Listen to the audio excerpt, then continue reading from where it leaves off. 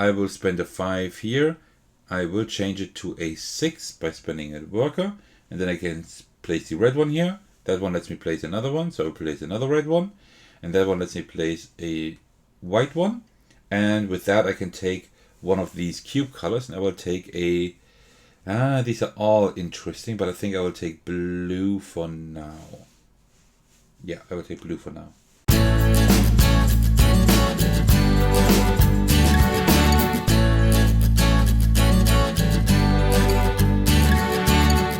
Hey everyone, this is Attackers, and yes, I am back covering one of the print and play game design contests hosted on Board Game Geek. This time I will take a look at the 9-card print and play contest, and I will start this series off with the game The Cubes of Europe, because this is clearly inspired by the Castles of Burgundy, one of my most favorite games of all time. Just a few notes regarding the contest. As of recording this series, these games are all still in progress. That means it's possible that some rules are not quite ironed out. It's possible that some designs will still change. But I want to show you these games because it's very interesting to see them like in the design process. Alright, today we will start with the Cubes of Europe. What we need for that is, well, 9 cards. All these games do require 9 cards. And also what we require are 2 dice. I will just take 1 black and 1 white. And also lots of cubes. So what I will actually do here, I will just put them a little bit in order, just so that we can see better which ones we still have. Why that is the case, I will let you know in just a moment. Alright, so what we do here, we have like these 9 cards. These are all like essentially the same in terms of like their type. We have like the market cards on one side and we have the boards on the other side. And we just shuffle all of these cards up like this. Then we draw 1 card. This is our board for the game that we need to fill. And then we put all the other cards right beside it like this. This is our board. Alright, just like this. And these dice, well, actually, let me we put the black cube on the worker track on 1 worker, so we have 1 worker for now. And these I will pull a little bit down and put the dice right there, because you will need to put dice like in this area. And that's it. That is the setup of the Cubes of Europe. And how this works is we start the game by putting 1 card here, and now you see like we have like this box here, right? And that is like the market. These we will ignore. We only look at these pips here, right? And you see like here these different colors. Also what I forget for setup, we also take like 1 yellow cube and we put it on one of these yellow spaces. This space has 2 different colors but 4 different pips. That is good.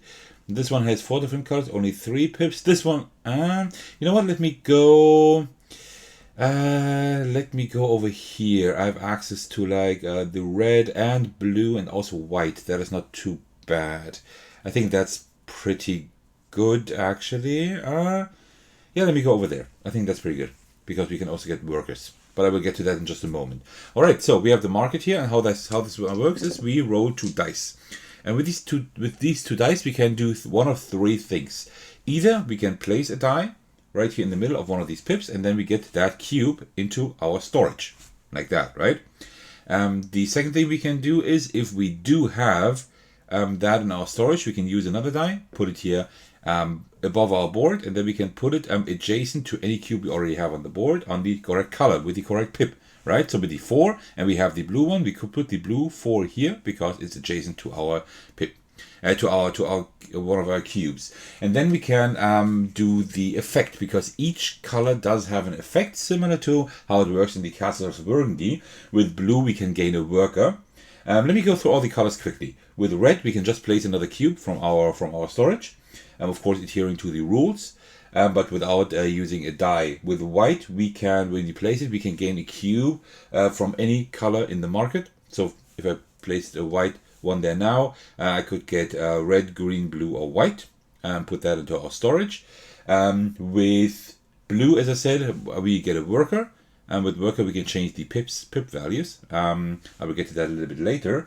With green, at the end of the game we just get 1 point extra because you are trying to like finish as many regions as possible to gain points.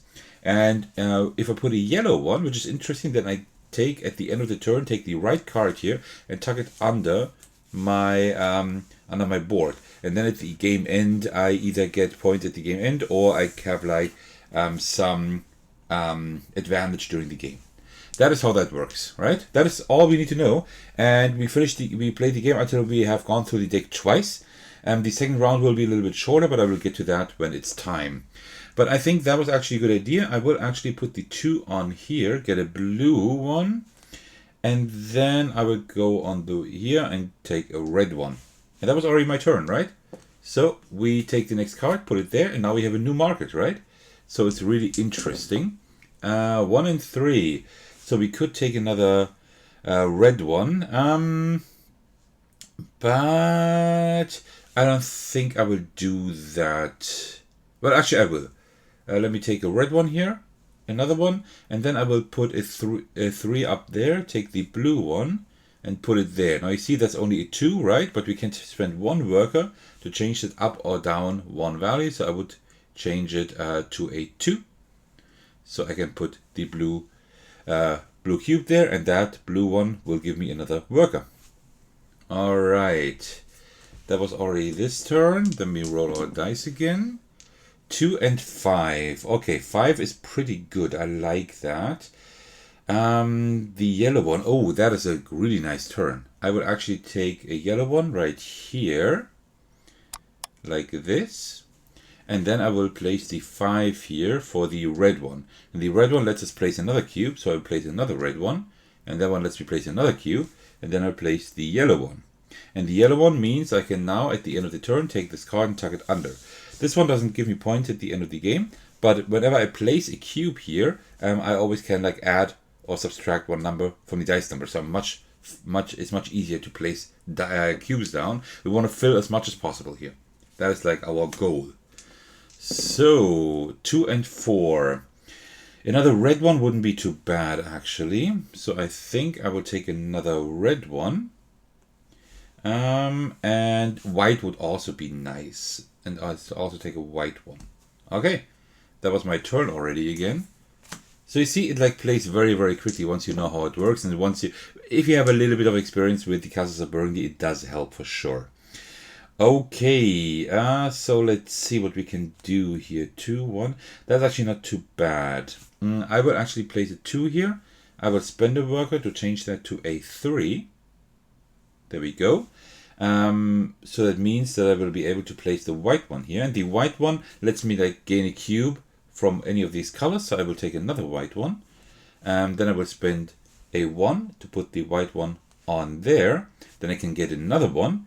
And I will take another red or maybe green. Actually, let me take a yellow one. The yellow ones are kind of hard to come by. Okay. Next turn, we're almost halfway through the game. 3 and 2. Not too bad. And we could like start like getting some workers, right? Oh, I forgot to actually say the last thing we can do with our dice. I can spend 1 die. I just put it here and gain a worker with that. That's all, right? I completely forgot about that. So 3, 2. That is not perfect, but with the 3 I will actually get another red one, and then I will spend a 2 to put the yellow one here, and at the end of the game now we get 1 point for each worker we have. We don't have any workers yet, but we will get a few later on. Okay, at least that's the plan. 3 and 1. Okay, that is not perfect. Yeah, that is not perfect, but I can work with that, I suppose. You know what? Let me put a 1 here to get a white one, and then let me spend a 3 to get a worker. Yeah, that's not perfect, but that's the way it is. So, and now you see, the deck is empty. So what we do now is, now we shuffle the deck again. And now, wait, let me just shuffle the deck. There are less cards in here because I put 2 here, right? Because we have a shorter turn. So, like this. And now we have our market again, but now we count up all the empty yellow spaces we still have, and we have to put that many cards on the discard pile here as well. So we will have a shorter turn, but luckily I filled all the yellows. So it's important to fill those early, so I have a longer turn, right? Okay. 2 and 5. Yeah, we can work with that, although it's definitely not perfect. But I will spend a 5 here. I will change it to a 6 by spending a worker. And then I can place the red one here. That one lets me place another one, so I'll place another red one. And that one lets me place a white one. And with that I can take one of these cube colors, and I will take a... these are all interesting, but I think I will take blue for now. Yeah, I will take blue for now. Okay, and then I still have that 2 here. And with that 2, I cannot really do anything. Well, actually I can. I can actually place that blue one here, which will give me a worker. Okay. So we're almost through with the game. So you see it's like very quick, right? Oh no. No, I messed everything up. Okay. Yeah, it's a little bit fiddly here. But, of course, I mean, it's supposed to fit on a card, right? 3 and 4. Did I continue here? Did I put a card there? I don't think I did. 3 or 4. Yeah, let me take a green one here.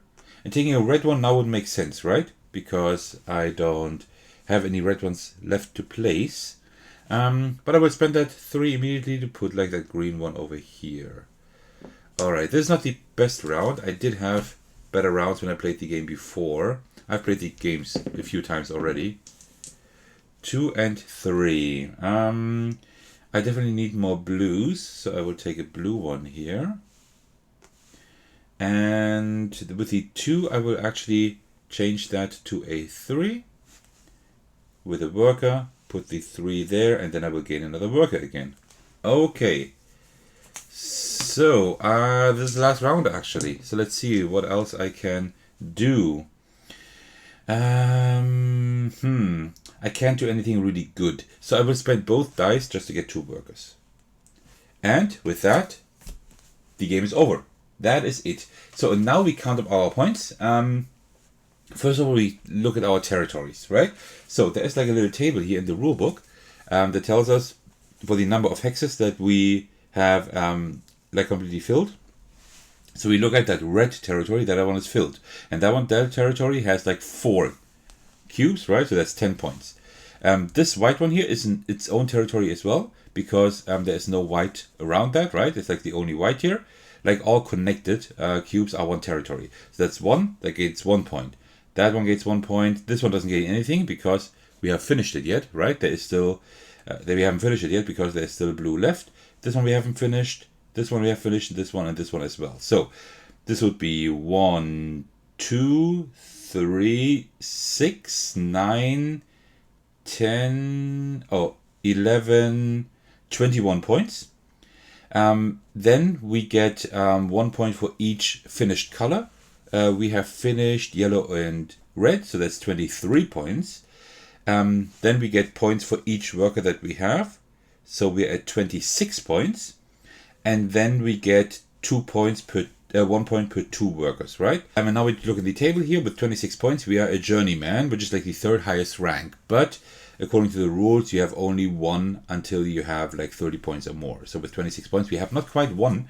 And this wasn't a perfect round. It started very strong, but then it got a little bit weaker. I didn't really use that power here, right? I should have gotten somehow more workers. I think in the last round, I actually could have... I maybe could have done the blue one. That would have been like 4 more points. Yeah, so I maybe could have done the blue one here. I just missed to do so, unfortunately. But yeah, that is already how you play the Cubes of Europe. I'm not reviewing these games, right? Because they're still in progress as of recording this video. They're still being developed, but I like this. So far of all the games I have played from this contest, this is my favorite, just because I like Casa Burgundy, and I think it distills it really. This game does a remarkable job of distilling that down to just its core basics, right? It's just a solo game. You're just puzzling yourself, but you need to try to somehow like use your dice in order to like puzzle that together, and that's pretty cool. I like it a lot. So really well done, really well designed. I will have to keep an eye out for more games by Ben Huntley, who is the designer of this game.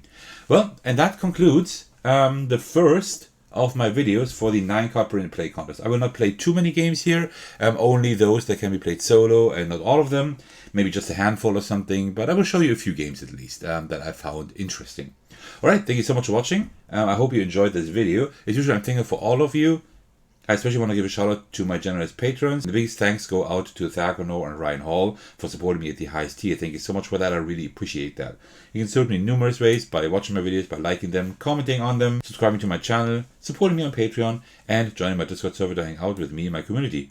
Alright, thank you so much for watching, and I will see you in the very next video. Take care everyone, stay safe, and cheers!